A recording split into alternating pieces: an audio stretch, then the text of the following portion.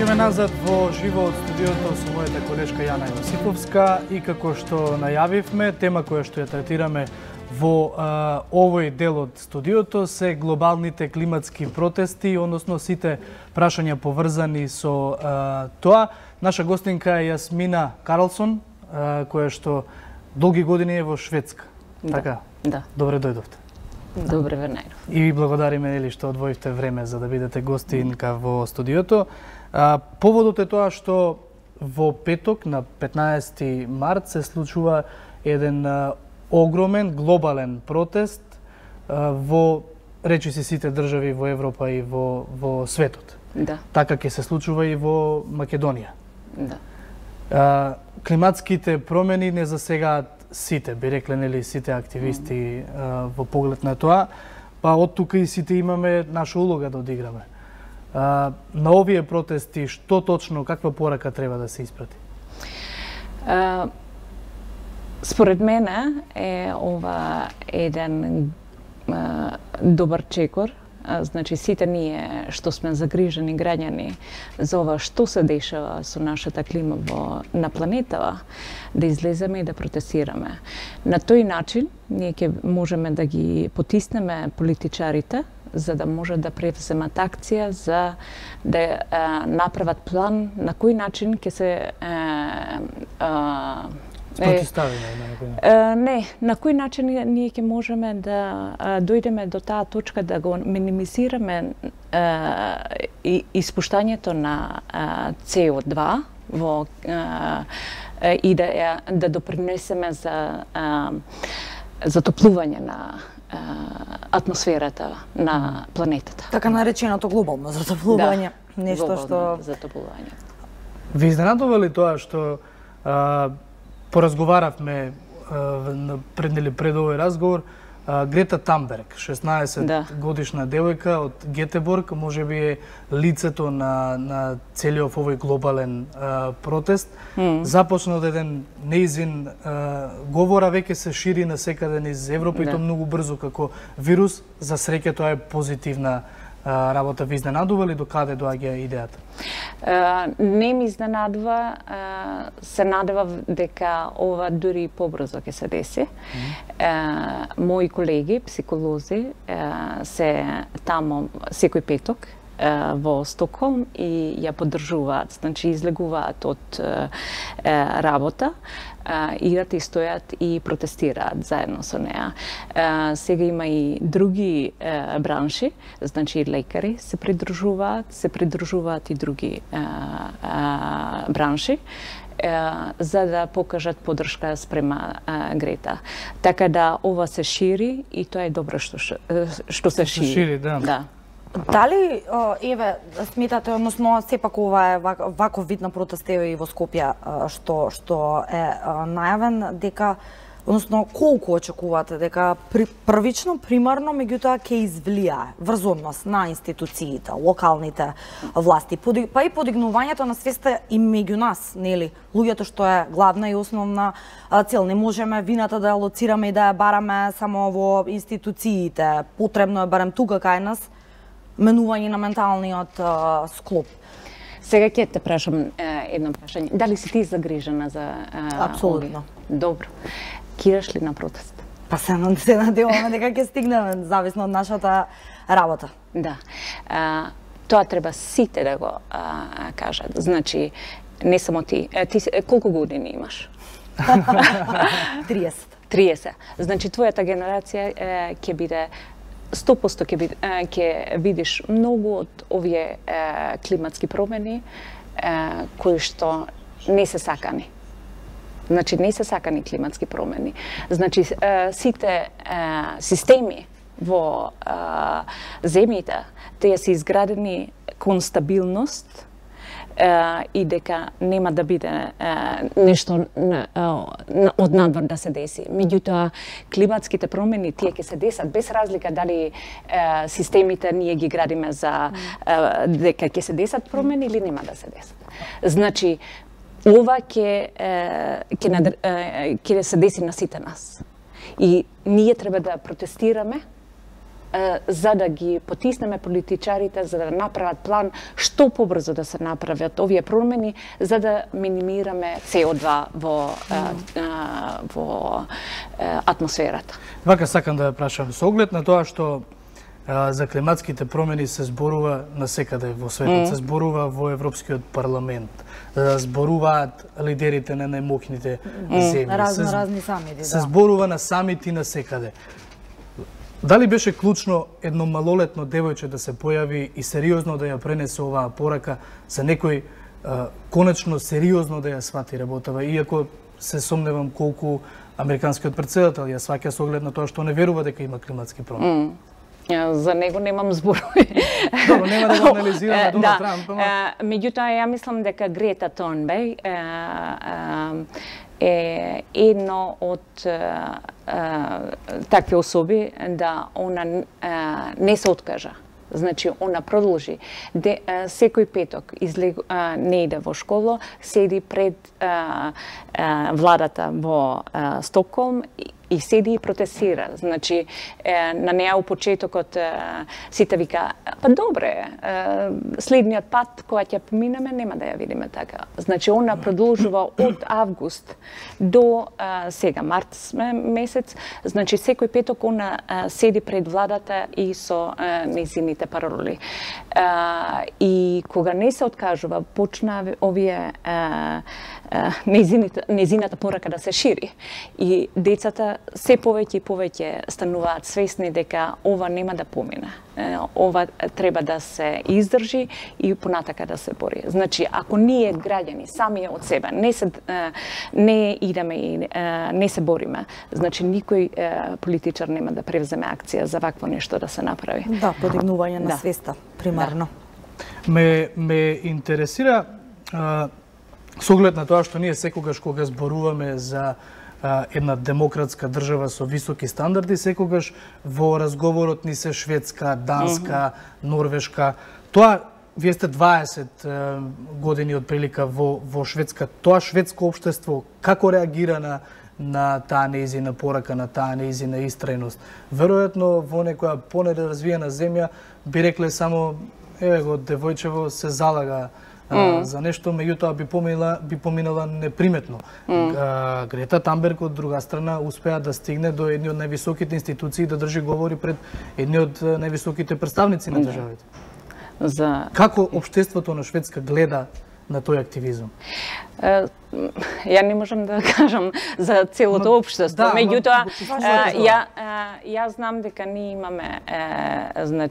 имаме ние различни групи на луѓе и ние психолозите, значи ние ја поддржуваме, лекарите ја поддржуваат, меѓутоа и во секоја група на психолози не се сите за неа, некои мислат дека она треба да биде во школа, значи има различни мислења, меѓутоа ја мислам дека повеќето се ја поддржуваат нејзината порака. Значи, и мислам дека е позитивно. Повеќето се позитивни за нејзината акција. Сите оние барања, еве конкретно почнувајќи од Грета што ја споменавме, меѓутоа што се шират, еве конкретно и за сега протестите најавени организирани, се бараат, како што се наведува, итни и ригорозни мерки. Конкретно, што ни е најпотребно, освен ова што го споменавме, нели, подигнувањето на јавната свест, што би вклучувале тие итни и ригорозни мерки, кои што се бараат всушност? Значи, итно е да се според мене е да видиме кои се најголемите загадувачи во денешно време. Значи, најголемите загадувачи во денешно време се индустриите.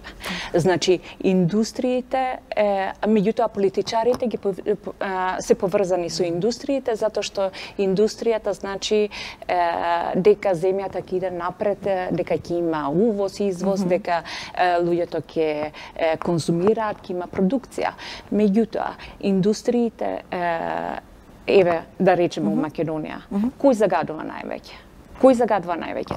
Значи, немаат, имате, например, фени, истураат од рудникот и го истура тоа што останува надвор во над Кавадарци. Иако тоа е значи индустриите се најголеми загадувачи. Дека индустријата е, меѓутоа нема да се согласат од компанијата која што ја споменавте, бидејќи тоа е народски кажано, помеѓу луѓето се зборува кој загадува се едно, дали во Скопје, дали во Кавадарци, дали во сите земји. Еве на пример Статоил. Еве земете, ако не сакате македонска се едно сакам индустрија да споменувам, Статоил. Веќе во 50-тите години они имаат направено своји анализи како нивните продукти, отпадни продукти ќе влијаат на климата. И они го имаат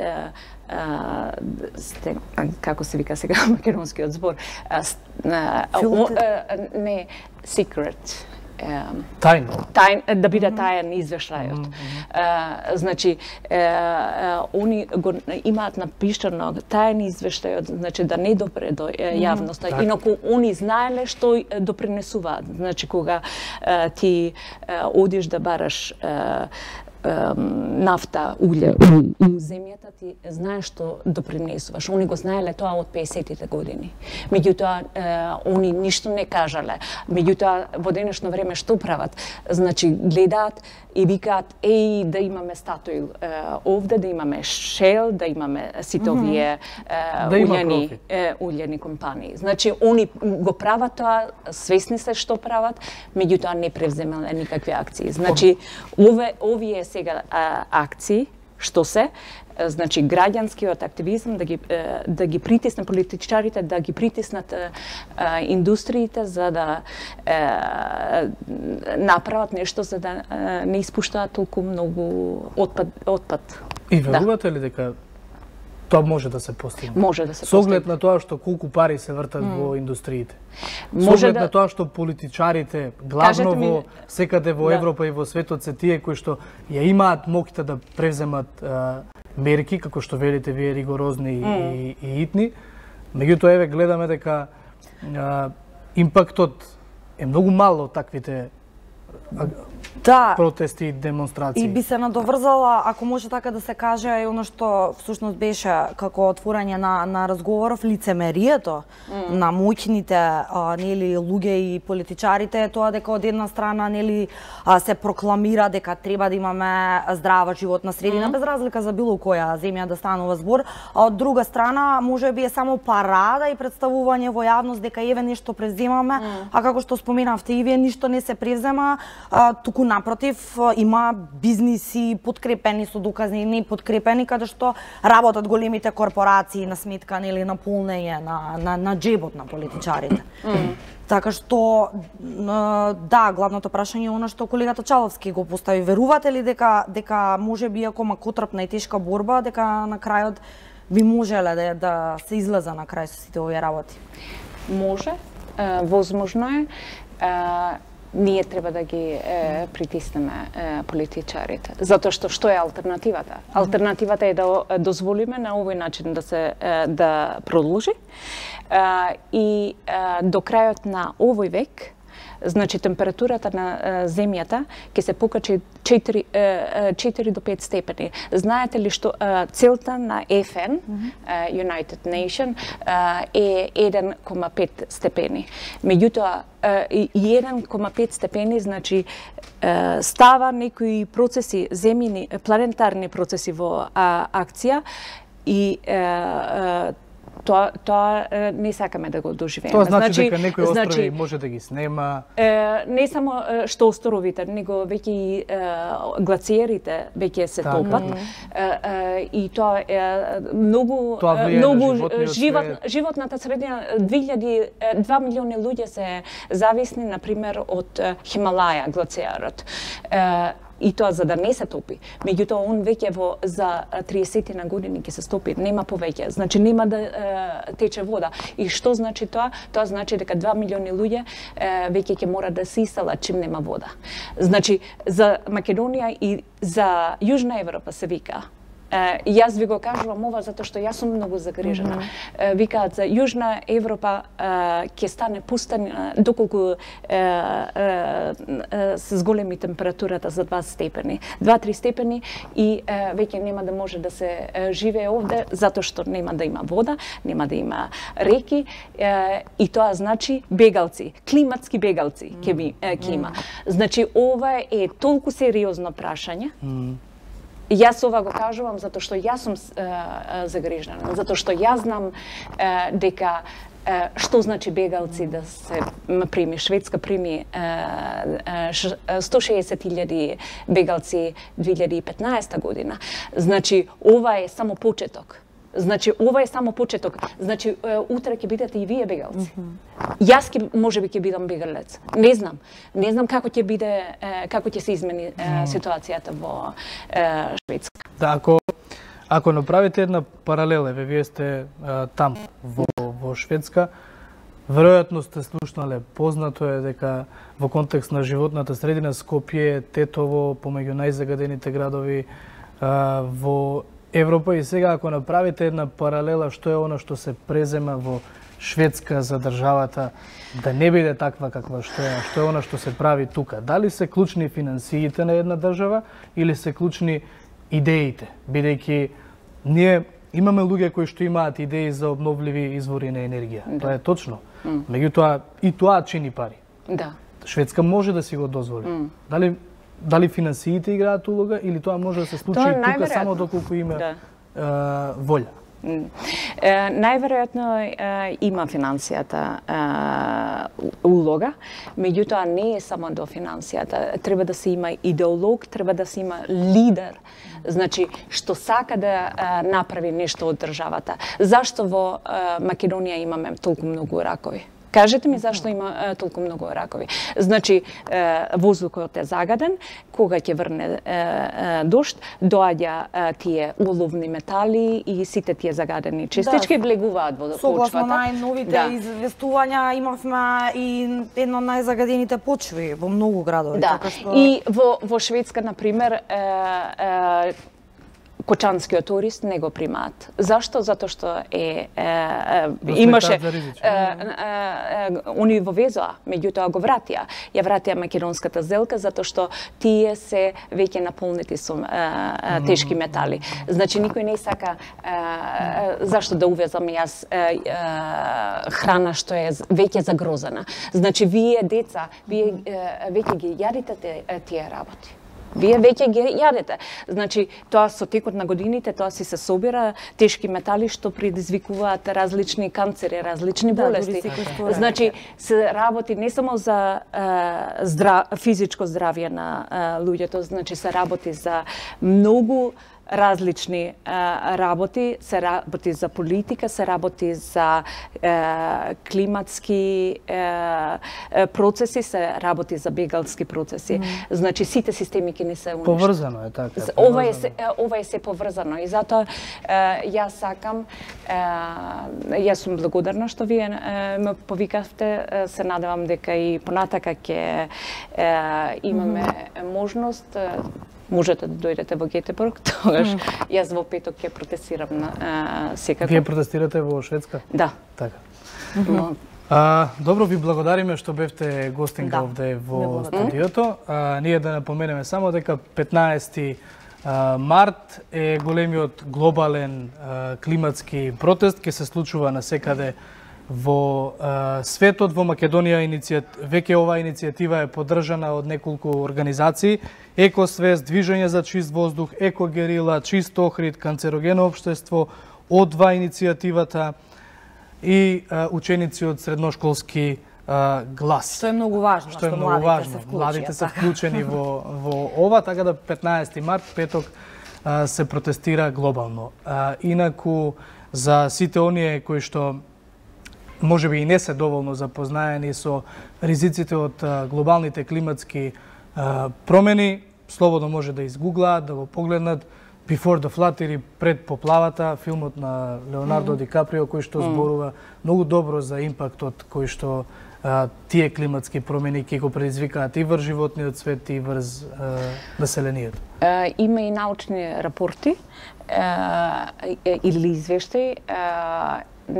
Можете да ги гуглате ICSP, значи има for dummies, значи малку на поедноставен јазик, за да може секој човек да го разбере за што се работи ово извештај. Така. Господја Карлсон, уште еднаш ви благодариме, а ние правиме кратка пауза и се враќаме назад во студиото со разговор со колегата Дијана Андоновиќ.